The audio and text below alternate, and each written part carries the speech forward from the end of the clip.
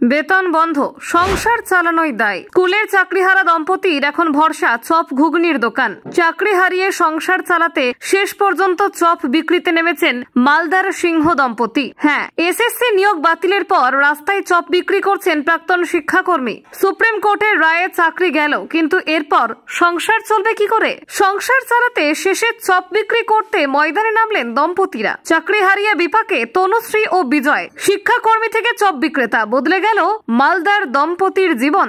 6 মাস ধরে বেকার, সংসার বাঁচাতে শেষ পর্যন্ত চপ বিক্রি করতে লাগলেন এই দম্পতি। চাকরি বাতিলের পর নতুন লড়াই, চপ বিক্রিতে হাতে হাত দিয়ে ময়দানে নামলেন তনুশ্রী বিজয়। এই কাহিনী একেবারে অন্যরকম ছবি তুলে ধরবে পশ্চিমবঙ্গের সাম্প্রতিক পরিস্থিতির। দেখুন, এসএসসি নিয়োগ প্রক্রিয়ায় একাধিক অনিয়মের অভিযোগ ঘিরে তৈরি হওয়া বিতর্কের জেরে যে তীব্র মানবিক সংকট তৈরি হয়েছে, তারই এক মর্মস্পর্শী উদাহরণ মালদার সিংহ দম্পতি। সুপ্রিম কোর্টের নির্দেশে চাকরি বাতিলের পর প্রায় 6 মাস ধরে বেকার অবস্থায় দিন কাটাচ্ছেন তারা। সরকারি চাকরির স্বপ্ন ভেঙে চপ বিক্রি করে এখন সংসার চালাচ্ছেন তনুশ্রী সাহা সিংহ ও তার স্বামী বিজয় সিংহ।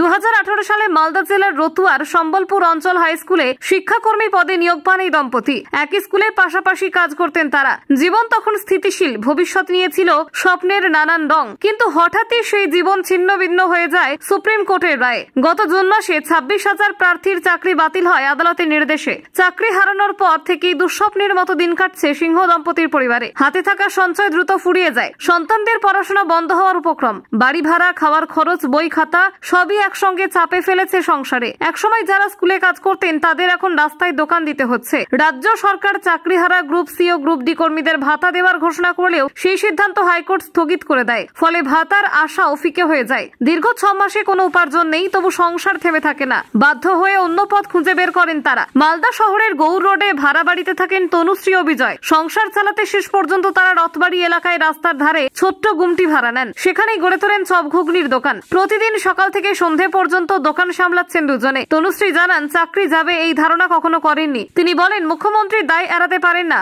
আমাদের কোনো দোষ ছিল না, তবু আমরা শাস্তি পেলাম। চোখে জল নিয়ে জানান, এখন তাদের জীবনের একমাত্র ভরসা এই ছোট্ট দোকান। স্থানীয় বাসিন্দারা প্রতিদিন তাদের দোকানে ভিড় করেন। অনেকেই চপ খেতে এসে গল্প করেন, সাহস দেন। কেউ কেউ আবার অবাক হয়ে বলেন, তারা জানতেনই না এই দম্পতি আগে সরকারি কর্মী ছিলেন। তাদের পরিশ্রম ও আত্মসম্মান দেখে অনেকেই অনুপ্রাণিত হচ্ছেন। তবে এই ঘটনার রাজনৈতিক প্রতিক্রিয়াও যথেষ্ট তীব্র হয়েছে। শাসক দল তৃণমূল কংগ্রেসের জেলা নেতৃত্ব বলছে, কোনো কাজকেই ছোট করে দেখা উচিত নয়। মালদা জেলা তৃণমূলের সহসভাপতি শুভময় বসু জানান, আদালতের রায়ের বিষয়টি বিচারাধীন, তাই এখন মন্তব্য করা অনুচিত। অন্যদিকে বিরোধী দল বিজেপি এই ঘটনাকে সরকারের ব্যর্থতার প্রতীক হিসেবে তুলে ধরেছে। বিজেপির দক্ষিণ মালদার সাধারণ সম্পাদক বিশ্বজিৎ রায় বলেন, এই রাজ্যে মেধাবীরা চাকরি পেয়ে এখন রাস্তায় চপ বিক্রি করছেন, এটা লজ্জার। মানুষের জবাব দেবে 2026-এর নির্বাচনে। সিংহ দম্পতির মতো আরো অনেক পরিবারই একই পরিণতি শিকার হয়েছেন। কেউ টিউশনি পড়াচ্ছেন, কেউ ছোট দোকান খুলেছেন, কেউ আবার বাড়ি ছেড়ে অন্য রাজ্যে পাড়ি দিয়েছেন। একসময় চাকরিজীবীরা এখন দিন আনা দিন খাওয়া মানুষে পরিণত হয়েছেন। চাকরি হারানোর যন্ত্রণা, সামাজিক লজ্জা, অর্থকষ্ট